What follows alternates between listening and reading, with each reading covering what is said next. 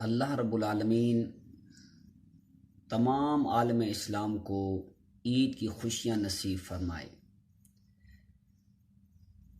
احباب سے وقار، آج میں آپ کو نماز عید کا طریقہ حنفی بتانے لگا ہوں۔ عید کا دن خوشی کا دن ہوتا ہے، تو ہر ایک مسلمان عید کے دن اچھا لباس پہن کے غسل پہلے کرے، اچھا لباس پہنے، نیا ہو تو نیا پہنے، خوشبو لگائے، تیل لگائے، مسواک کرے، صفائی ستھرائی کا خیال رکھے۔ جب عید کی طرف جائے تو پھر چند کھجوریں یا کوئی میٹھی شے کھا کے، عید الفطر کے دن کھجوریں یا پھر کوئی میٹھی شے کھا کے عیدگاہ میں جا کر عید کی نماز پڑھے، کیونکہ عیدگاہ میں عید کی نماز پڑھنا افضل اور بہتر ہے۔ اور جن علاقوں میں عیدگاہ نہیں ہے تو وہاں پر مساجد میں بھی عید کی نماز پڑھی جاتی ہے، اور عید کی نماز مسجد میں جائیں اور خوشی کا اظہار کریں۔ اب رہا یہ سوال کہ عید کی نماز کیسے پڑھی جائے گی، تو عید کی نماز کا طریقہ میں آپ کو بتاتا ہوں۔ سب سے پہلے نیت کرنی ہے۔ نیت یوں ہوتی ہے: 2 رکعت نماز عید الفطر مع زائد 6 تکبیروں کے پڑھتا ہوں میں خاص واسطے اللہ رب العالمین کے، منہ میں طرف خانہ کعبہ شریف کے اور پیچھے امام صاحب کے، اللہ اکبر۔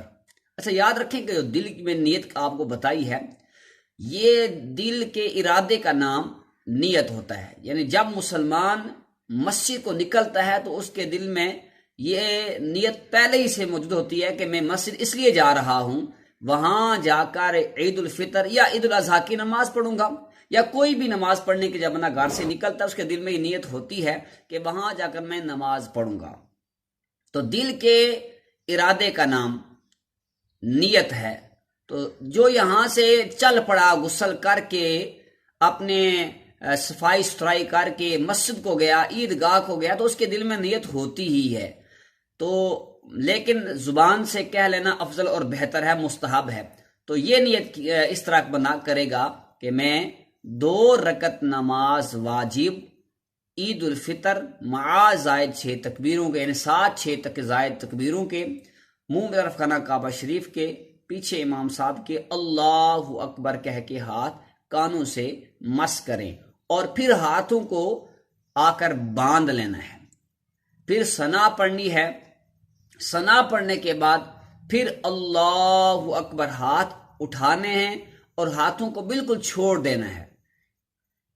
3 مرتبہ سبحان اللہ کہنے مقدار ہاتھ چھوڑ رکھنا ہے، پھر ہاتھ اٹھانے اللہ اکبر، اور پھر ہاتھ چھوڑ دینے ہیں۔ پھر ہاتھ اللہ اکبر کہتے ہوئے اٹھائیں، اور تیسری تکبیر کے بعد ہاتھ ناف کے نیچے باندھ لیں۔ اب اس کے بعد جو امام ہوگا وہ قرات کرے گا، یعنی الحمد شریف پڑھے گا، سورت ملائے گا۔ اور یاد رکھیں کہ عید میں اور جمعۃ المبارک میں یہ دن کی نمازیں ہیں، لیکن ان میں قرات اونچی آواز سے کرنا واجب ہوتا ہے، یعنی بلند آواز سے قرات کریں گے۔ جب امام قرات کر رہا ہوگا تو پیچھے جو مقتدی ہوگا اس نے قرات نہیں کرنی ہوتی، بلکہ وہ خاموشی سے امام کی قرات سنے گا۔ امام پہلے رکعت مکمل کرے گا، دوسری کے جب کھڑا ہوگا تو پہلے الحمد شریف پڑھے گا، اور اس کے بعد کوئی بھی صورت ملائے گا جو اس کو آتی ہے وہ پڑھے گا، اور اس کے بعد جب وہ صورت یا 3 آیات ختم کرے گا، اللہ اکبر کہے گا، تو ہاتھ اٹھانے ہیں اور کانوں سے مس کر کے پھر ہاتھوں کو چھوڑ دینا ہے۔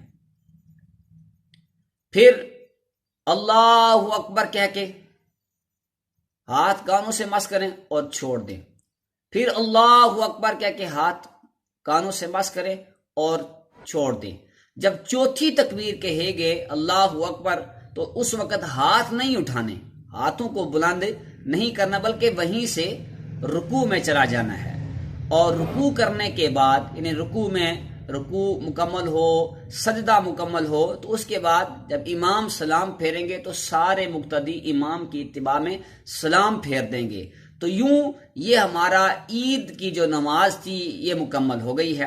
اب اس کے بعد ہوتا ہے خطبہ، یعنی عید کی نماز میں پہلے عید کی نماز پڑھتے ہیں اور اس کے بعد خطبہ دیا جاتا ہے۔ تو جب خطبے کے لیے امام کھڑا ہو جائے تو سارے احباب، سارے نمازی خاموشی سے خطبہ سماعت کریں کہ اس کے دوران آپ کوئی بھی خطبہ ہو بات چیت وغیرہ نہیں کر سکتے، حتیٰ کہ کسی کو اس دوران نیکی کی دعوت بھی نہیں دے سکتے، کسی کو یہ بھی نہیں کہہ سکتے آپ چپ ہو جائیں، یا کوئی بات کر رہا ہو اس کو کہنا خاموش سے خطبہ سنو، یعنی یہ بھی کہنا منع ہے۔ جو کوئی مسجد میں آیا ہے تو جہاں جگہ اس کو ملتی ہے وہیں پر بیٹھ جائے۔ تو اس طرح عید الفطر یا عید الاضحیٰ دونوں نمازوں کا یہی طریقہ ہے۔